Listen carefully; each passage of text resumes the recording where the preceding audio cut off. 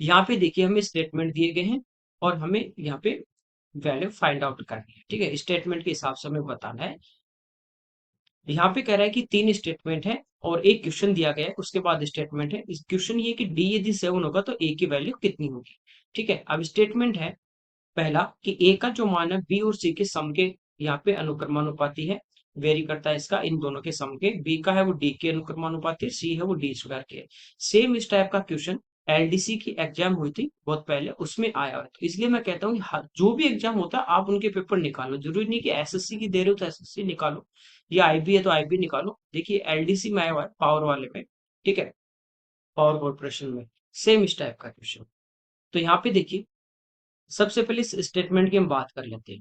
ठीक है, ये कह रहा है ए की जो वैल्यू है वो किस पे वेरी करेगी, बी प्लस सी के टोटल।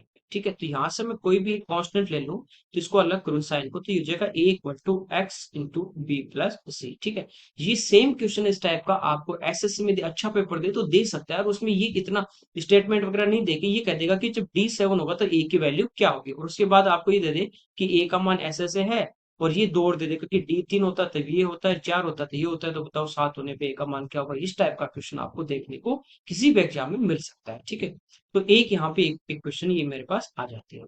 दूसरा है कि बी जो का वैल्यू जो है वो वेरी करती है डी के डायरेक्ट प्रोपोर्शन में। यहाँ पे तो बी सेम इस टाइप से करोगे, ये डी के जैसे डी का मान बढ़ेगा बी का भी बढ़ेगा। तो यहाँ से देखिए मैं इस साइन को हटाऊंगा तो कोई भी कांस्टेंट ले लेता हूँ, यहाँ पे मैं क्या ले लेता हूँ, वाई ले लेता हूँ। ठीक है, ये सेकेंड इक्वेशन आ गई। थर्ड सी का मान डी स्क्वायर के, तो इसको लिख सकता हूँ मैं यहाँ पे कांस्टेंट ले लूंगा कोई भी तो जेड, और ये हो जाएगा किसके, डी स्क्वायर के। ये यहाँ से अपने पास 3 इक्वेशन आ जाते हैं, कोई दिक्कत नहीं आता। अब देखिए पहले वाले में बी और सी के वैल्यू पुट कर देता हूँ, तो ए इक्वल टू मेरे पास क्या आ जाएगा, एक्स, और बी की वैल्यू है वाई डी प्लस सी की है जेड डी स्क्वायर। कोई दिक्कत नहीं आता। डी मैं यदि बाहर भी लूँ, ठीक है, डी दोनों में कॉमन बाहर आ जाएगा तो ये हो जाएगा एक्स इंटू डी, अंदर बचेगा वाई प्लस जेड डी। ये अपने पास एक मान लीजिए फोर्थ इक्वेशन आ गई। ठीक है, इसी टाइप से आपको सोल्व करना पड़ेगा और इसका कोई इलाज नहीं। ठीक है, अब यहाँ पे पहला स्टेटमेंट का ये हमें दिया गया था, पहले स्टेटमेंट से हमारे पास ये आ गया। सेकंड स्टेटमेंट क्या कहता है कि जब डी की वैल्यू 3 है तो ए 33 होता है, तो ए 33 होगा कब, जब डी की वैल्यू कितनी होगी, 3। तो यहाँ पे आ जाएगा 3x, डी की जगह मैंने रख दिया 3, वाई प्लस 3 जेड। ठीक है, यहाँ से देखिए 3 से कट जाएगा कितनी बार, 11 बार। तो ये एक इक्वेशन आ जाती है 11 into x into y plus 3 z. कोई दिक्कत नहीं। फिर कहता है कि डी जब 4 होगा, अब यहां से अपन इस इन दोनों से वैल्यू निकाल ही नहीं सकते कि 7 हो तो, क्योंकि हमें तो एक्स वाई जेड की वैल्यू निकालनी पड़ेगी, वो पुट करेंगे तब ए और डी में वैल्यू आ सकती है। तो यहाँ पे जब कह रहा है कि डी का मान 4 होगा तो ए का मान 52 होगा। अब यहाँ पे इसी इक्वेशन में मैं ए इक्वल टू 52 रख दूंगा, तो डी मेरा कितना आ जाएगा, 4 आ जाएगा, तो 4x इंटू में वाई प्लस 4 जेड। ठीक है, इसको सिंप्लीफाई कर लेंगे यहाँ पे अपन, तो 4 से कैंसिल हो जाएगा 13 टाइम। तो ये अपने पास क्या आ जाता है, 13 equal to x into y plus 4 Z.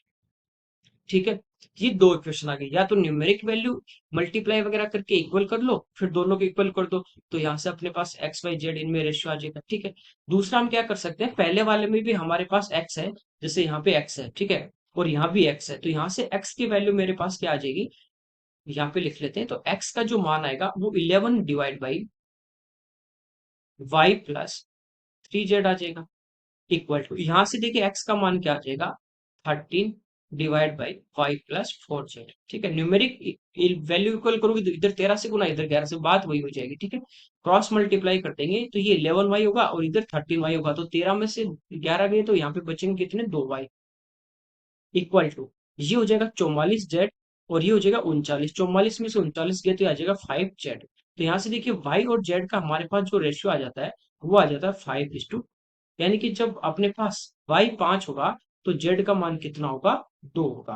कोई दिक्कत नहीं, ये हम उठा के किसी इक्वेशन में रख देंगे तो हमारे पास x के वैल्यू आ जाएगी। ठीक है, जैसे यहीं पे रखते हैं 11 equal to x into y का मान 5 है, जेड का मान 2 है, तो 3 दूनी 6, 6 5 11। ठीक है, 11 से कट जाएगा एक बार, तो x हमारे पास कितना आ जाता है, 1 आ जाता है। ठीक है, ये हमारे पास एक्स वाई जेड के इस टाइप से आपको मान निकालने पड़ेंगे। अब हमें कह रहा है कि d जब 7 हो, तो इसी इक्वेशन में हम रख देंगे ये वाली ए की वैल्यू हमें फाइंड आउट करनी है। डी कितना है हमारा 7 है, तो एक्स कितना है 1, तो ये हो जाएगा 7। वाई हमारा कितना है 5 प्लस डी, डी हमें दिया गया कितना 7 और जेड हमारा कितना है 2, तो 7 दूनी 14। यहाँ से इसको आप सम कर लोगे, मल्टीप्लाई कर लोगे तो ए की वैल्यू आ जाएगी। ठीक है, 19, 19 गुना 7, ठीक है 133, ये का मान आ जाएगा। तो ये कब आएगा, जब स्टेटमेंट फर्स्ट लेंगे, सेकंड लेंगे, थर्ड लेंगे। तो फर्स्ट सेकंड थर्ड से हम इसकी वैल्यू फाइंड आउट कर सकते हैं। ठीक है, इस टाइप से आपको वैल्यू की जो एलडीसी का हुआ था उसमें वैल्यू पूछी गई थी। ओके।